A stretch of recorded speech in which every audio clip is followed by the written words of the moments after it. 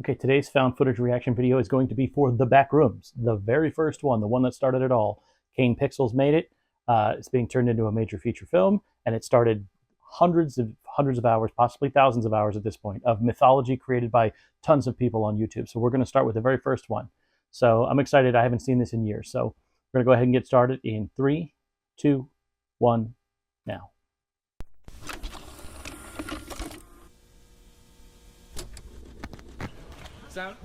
So one of the things I did remember about this is that it felt very much, the aesthetic felt very much like the first VHS film, which this definitely came out after the first VHS film. All right, cut. That was good. That was good, guys. And I like how this wastes no time. We go straight in, sort of in media res, I think they call it. A little more. You got it? Yeah. And that's it. That's all the intro we get. We're into it now.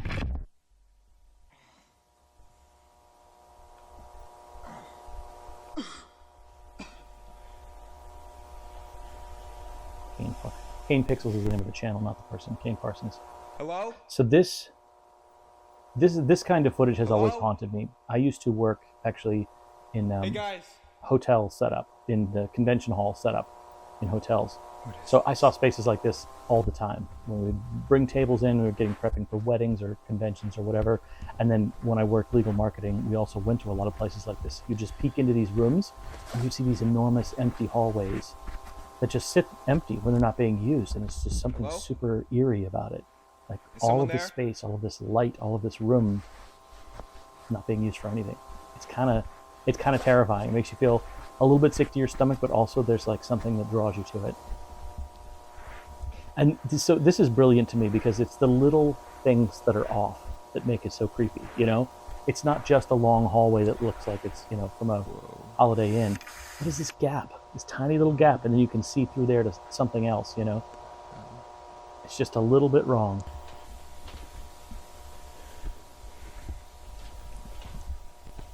Oh god, the ladder. That's crazy because there's so many games that have come out since that sort of use this aesthetic. There's a game, I think it's called Pools. It's basically sort of like a liminal spaces walkthrough game, and it has a similar shot like that where you see a ladder, except you see it pulled up so that you can't go up there.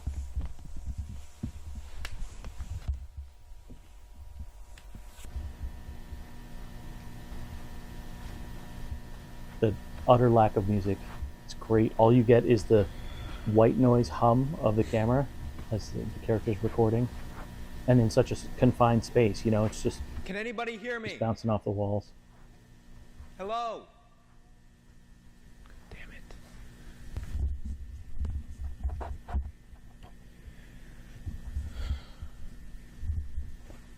I'm very interested to find out whether or not the feature is going to be found footage style. Probably not entirely. Maybe we get some of it, but I don't think they would cast names as big as they did and then have them just hide behind that VHS camera.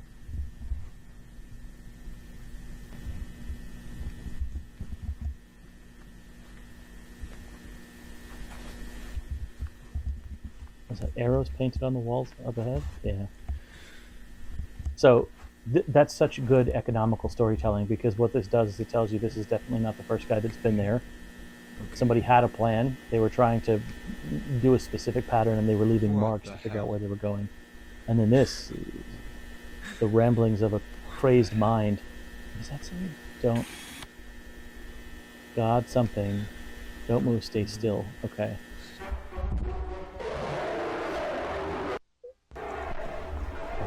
And we meet the resident of the Backrooms.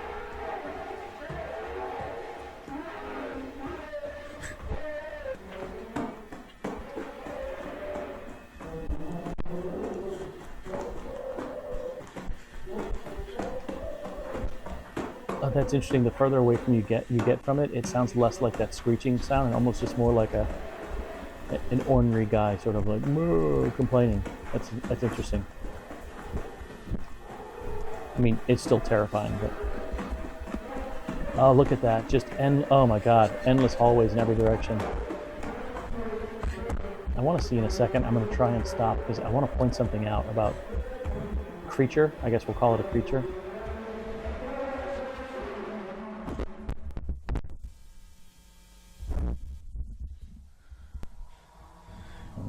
didn't see it yet. Maybe we'll see it again. Oh, it's so jarring because that's another sort of innocuous space, but it doesn't belong there. You know, like the little railing, like you would imagine a tiny little staircase. It would be in what looks like, you know, a prefab house from the late 1980s, early 1990s. You know, and then just that one peek in the room, that cold lighting in maybe the kitchen or bathroom there, the complete difference in the vibe. Yeah, man, he really knew what he was doing here with how effectively he was utilizing these liminal spaces. There's something so creepy about a space that's intended to be passed through or intended to have things in it, and there's just no one there, no thing there.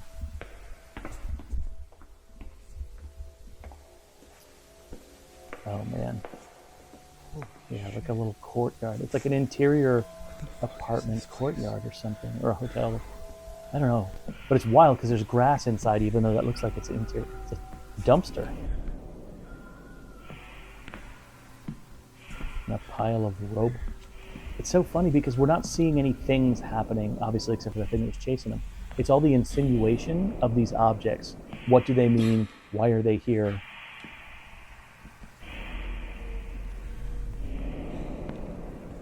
Oh, this is crazy. This is like Death Star stuff here. This looks like, you know what it reminds me of? Have you ever seen the movie Cube? There's a moment in the movie Cube where they're trapped inside these little sort of cubes, but then they get one peek outside of the cubes. Those signs look a little bit like Portal 2. You know what this feels like? It's almost like a nightmare of bureaucracy, you know? Offices and meeting places and doorways and filing cabinets with no people. Like they've just stripped the humanity out of all of it. So all it is this nightmarish world of order that doesn't seem to have any purpose. It reminds me a little bit of like dystopian movies like Brazil and stuff, where you're so choked by bureaucracy that you can't ever escape it. You gotta be kidding me. Back to this awful wallpaper. I do wonder, there's a short story called The Yellow Wallpaper that you often have to read in literature classes. It's about a woman slowly going crazy, and I have to wonder if the influence of using yellow wallpaper here with the shapes in it is in reference to that story, because in that story she's seeing shapes in the yellow wallpaper, and we realize that she's kind of going nuts a little bit.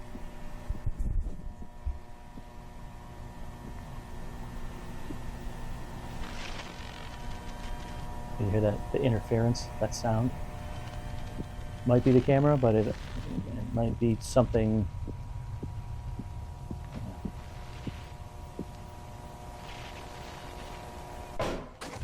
What? I just realized, aside from the creature, that's the first object I think that we've seen move in this space, right? Okay, let's see. You're gonna see it now? Yeah, there it is. I'm gonna pause it for a second. Now look at this thing.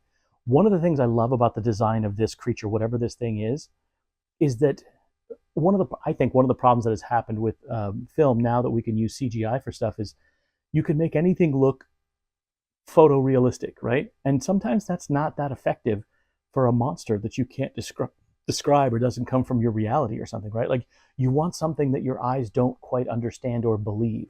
And that's what's powerful about this that I just paused here is look at the shape of this. It doesn't make biological sense. It doesn't make like physical sense, but it exists and we're seeing it just like this character. And it really puts us in a powerful state of confusion and anxiety. And so anyway, I'll start it back up, but I just thought that was really interesting.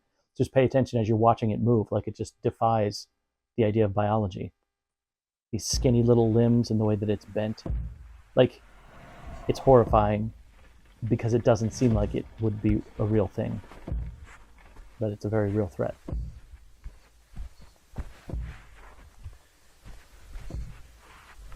You gotta go, man. You gotta go. What is that, a slide? Or... Oh shit. Oh man. I don't know. I'm trying to think if this came out before VHS 2, which has a similar shot of the guy falling from the spaceship, him and the dog.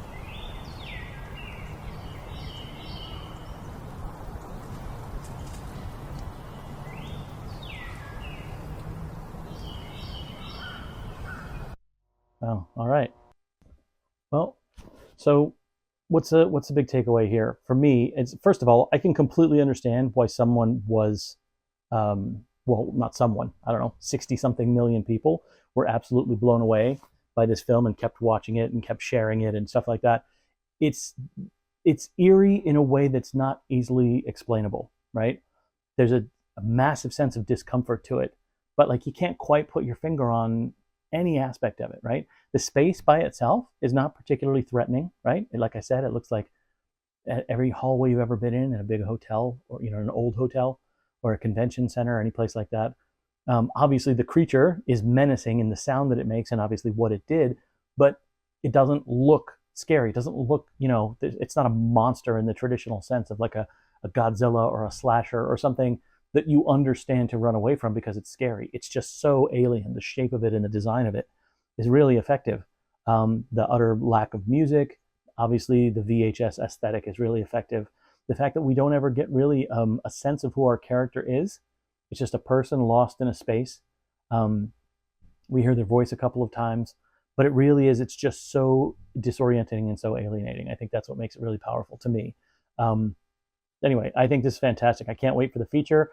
If this does well and y'all want me to watch some more, dig into the lore of the Backrooms some more, feel free to post and let me know, comment on the video, and I will. I'll dig into it some more because this is really the only one that I've actually watched all the way through. So I know a little bit of the lore from this, but that's about it. So yeah, let me know if that's something of interest to you, and thanks for watching.